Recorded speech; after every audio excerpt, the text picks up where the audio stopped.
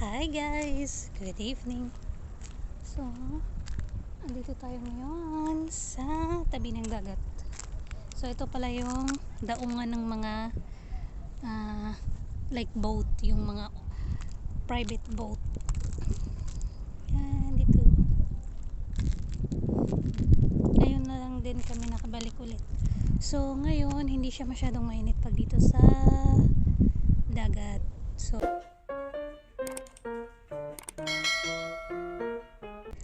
may nahuli akong crab. Meron pang isa. Ayan pa. Hindi siya masakit manipit. Ay, natanggal yung kamay. Meron pang isa. Ayan pa oh. Hello mga kabayan! It's me again, Gemma Karate, and welcome to my video. So yun nga guys, instead na mag-agala lang ako muna dito sa tabing dagat, so nakakita po ako ng mga shell, so nag-enjoy ako, at saka patuloy na akong naghanap ng mga shell. So nakikita nyo naman sa una kong video na nakahuli ako ng mga alimango. So yan guys, pagkatapos na nakita ko dyan sa mga bato-bato ng mga shell, pumunta ako sa may gilid ng tabi ng dagat, at saka may nakita nga ako, marami akong nakitang mga patay na shell, no. Ito ay kinain na ng mga alimango. Siguro yung mga malalaking alimango, pero hindi ko na siya nakita dito guys. So yung nakita ko dito is yung maliliit na lang ng mga alimango. Pero yung maliliit guys is yung mga purple na hindi na siya lumalaki.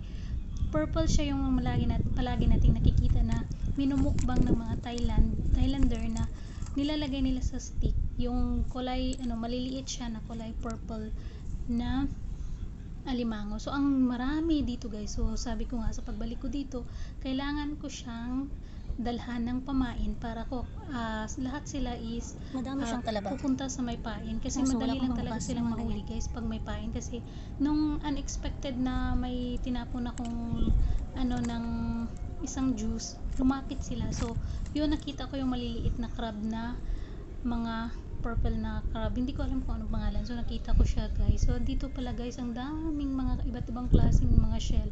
So ito dito, meron din dito maliliit na mga talaba.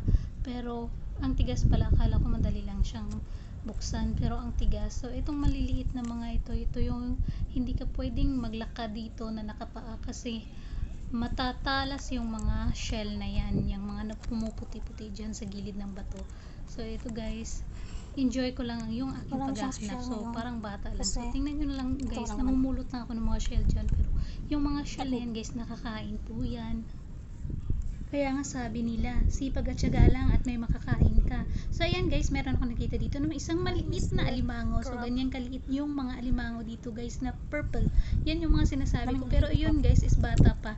May mga maliliit pa talagang meron pa talagang mas purple niyan. So yun ay may mga yung mga itlog na nadala-dala. So ako may nakahuli din ako dito guys. So hindi ko lang siya na-videohan. Ayan o. Maliit na crab.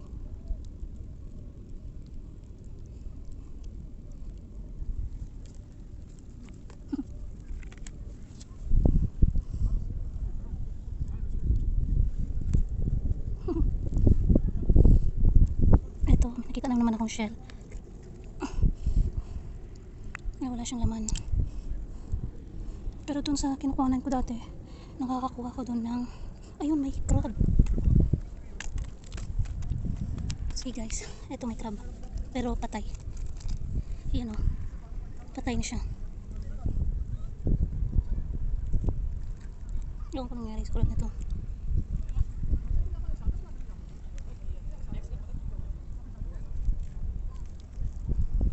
Good size na sana to.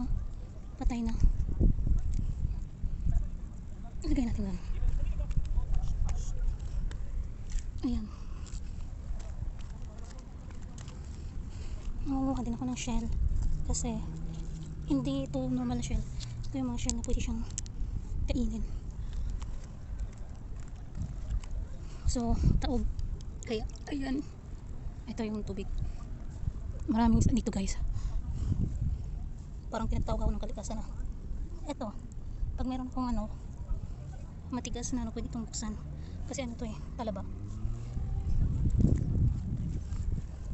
Sige ito. Yan o crab. Ay, si Mr. Crab. Ay, ang dami nila. Ay, yun, buhay. Ayun oh. May malaki. Ayun oh. Ang laki. Ang laki guys. Ang laking crab. Kunin ko kaya. Ay, nanipit. Ito oh. Swerte. May nahuli akong crab. Meron pang isa. Ayun pa. Hindi siya masakit manipit. Ay, natanggal yung kamay. Meron pang isa. Ayan pa oh. Kunin ko. Ayan. Ayan. Dalawa na. Oh, saan ka dito? Pinupulot mo lang yung alimango. Ito guys, may dalawa na akong makita. Dalawang alimango. Hindi naman pala siya masakit manipit. Eh, yun pa, may isa pa. Yun pa oh. Marami palang alimango dito.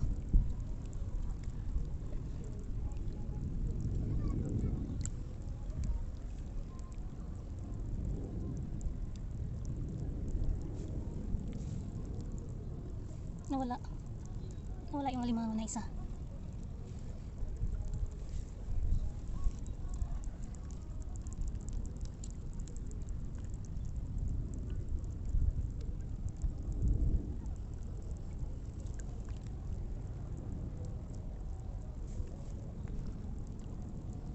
Hindi mo sila makikita agad.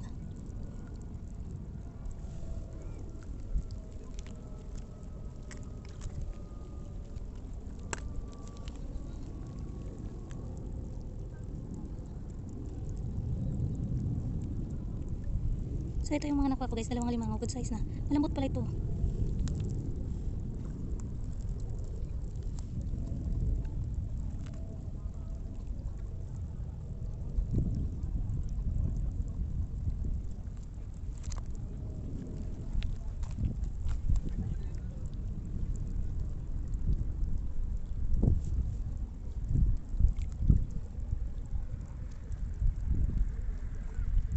Ayan ang ibang klase.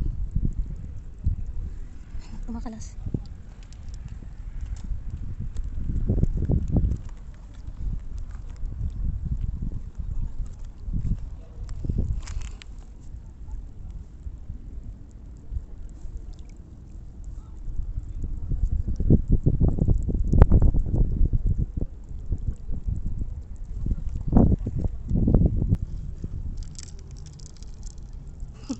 May mga maliliit. Pwede na yan. Nakita ko yan sa mukbang.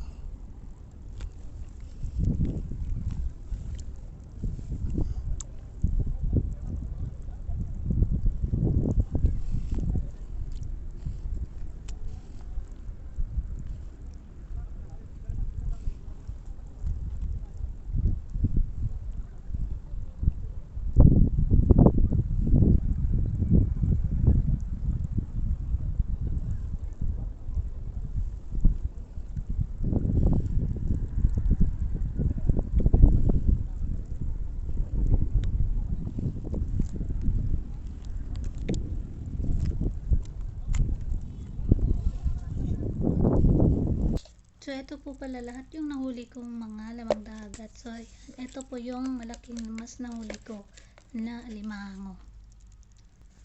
Thank you for watching my video.